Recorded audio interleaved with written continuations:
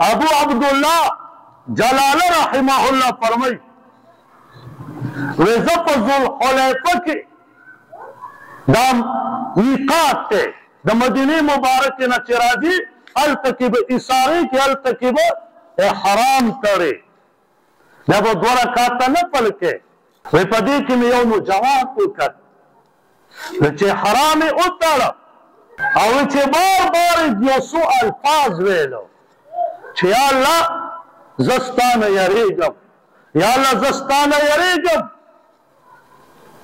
وایي دغه نوجوان یې حرام تړلی دی 2 رکعاته مونځ یې کړی دی خو لیکن هغه تکبیر نشي ویلی او بار بار دا الفاظ وایي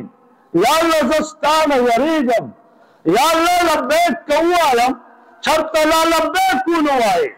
یا الله لعنت را باندې ونه لیږي وی فرمایي وی بار بار به یې دغه الفاظ ویل یا الله زه یریږم ستا نه وی په زوره او په ډېر هیبت سره صرف یو ټکی وویلو چې اللهم لبیک وی چغې سره چیخ آواز ووته او هغه ځای کې وفات شو د یرې نه چې چرته الله ما ته لا لبیک ونه وایي